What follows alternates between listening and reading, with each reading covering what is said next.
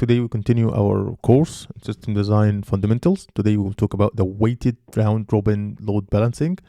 In the previous episode, we talked about the round-robin load balancing, and right now we add to it a keyword called weighted. So in order to talk about the weighted round-robin load balancing, it's important to talk about the round robin. It's first, and after that, let's talk about what the weighted round robin would look like. So the round robin load balancing looks exactly like as you can see right now. So the round robin load balancing is a straightforward and widely used load balancing algorithm that distributes incoming network requests or tasks evenly among a group of backend servers or resources. And it's simple algorithm that ensure that each server, as you can see here, each server in the pool gets a turn to handle a request in a cyclic fashion. So let's see how it works. First, we have the server list, and the load balancer maintains a list of available servers that can handle incoming requests. These servers are typically identical in terms of capacity and capabilities. And this is the keywords, they are identical, okay? Second, we have the request arrival that comes from the clients, which are these requests. When a new request arrives, the load balancer, at the load balancer, it needs to be directed to one of the servers in the list, as you can see it from here. So we have something we call a server selection. So basically, the load balancer selects the next server from the list to handle the request, and it follows a cyclic pattern, meaning that it starts from the beginning of the list and goes through the server in order, okay? And after that, we have the request forwarding. So the selected server is then assigned the incoming request to process. The load balancer forwards the request to the chosen server. And after that, we have the rotation. So basically, after handling request, the selected server moves to the end of the server list. The next request will be directed to the server that follows follows it in the next list. And this rotation continues for each incoming request. And we said that, so for example, user 1 will be with server 1, user 2 with server 2, user 3 with server 3, and everything looks good, everything looks great. And the round-robin load balancing is suitable for the scenarios where the servers are relatively humongous in terms of capability and performance, and they are relatively similar in the same time.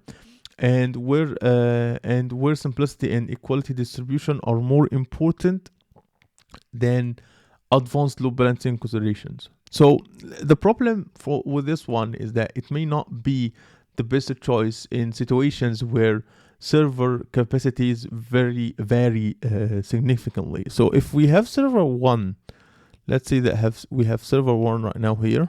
Let's say that we have server 4. Let's make it server 4. If we have server 4 have the capacity, the twice capacity as server 3 and 2 and 1. Let's say that.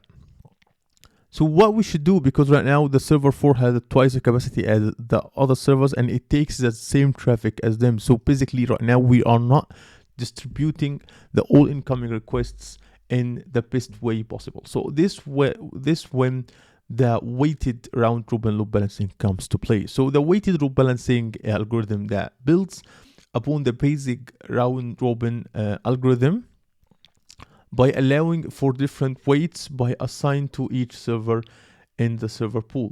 So so we take the round robin load balancing, the weighted round robin balancing. Let's continue. Let's replace the round robin right now with a weighted round robin load balancing, which mean we will take the weight of the server in consideration while distributing the servers. So basically here, servers with higher weights receives proportionally larger share of incoming requests.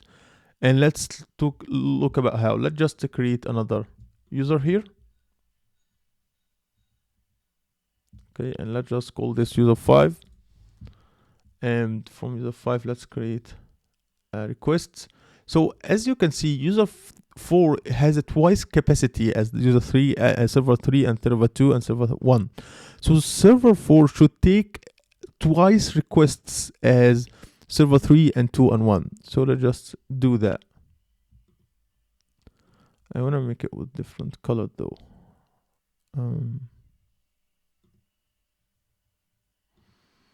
Yeah.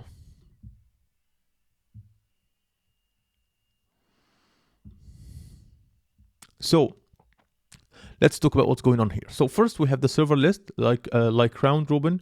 The weighted round robin here maintains a list of available servers that can handle incoming requests, and each server in the list assigned a weight value.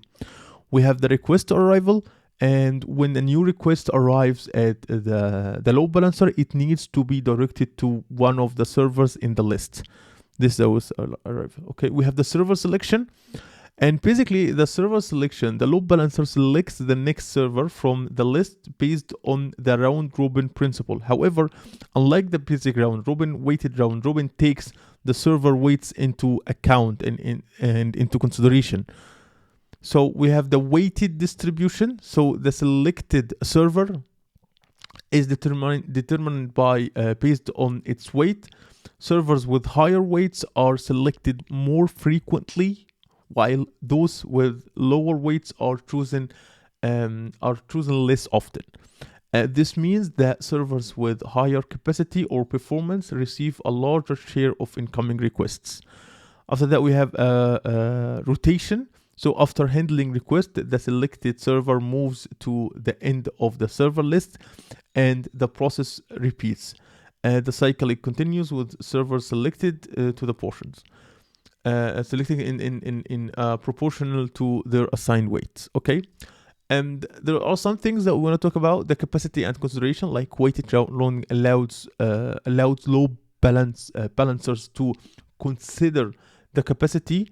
As you can see here, it's allowed to consider the capacity or capability of each server when distribute the traffic. Servers with higher weight can handle more requests. The proportional load distribution, the load balancer ensures that the distribution of requests is proportional to the server weights. For example, a server with twice weight of another will receive approximately twice many requests. As you can see here, like server 4 is twice as server 3, so it will receive twice more requests as server 3. Flexibility also, this is quite flexible because the weighted round robin is particularly useful when servers have different hardware specifications, processing power, or available resources, and it allows you to optimize resources. The simplicity also, it's because although we add more complexity with adding the weight in consideration, but it's still simple. Despite the introduction of the weights, weighted round remains relatively simple and easy to understand. And easy to understand as a load balancing algorithm. We have the configuration. The weight of the weights correctly is essential. If weights are not assigned appropriately, the load distribution may not achieve the desired balance that we want. So, in conclusion, the weighted round robin is often used in scenarios where servers' capacities are different, and administrations want to allocate traffic in a way that reflects those differences. It's a particularly valuable environment in environments where hardware upgrades or changes are common, as weight can be adjusted to compile these modifications without needing to change the entire load balancing strategy at all. So that's it for this video, and I hope you like my content. If you like my content, make sure to subscribe and hit the notification bell so you'll never miss a video, and see you in future problems.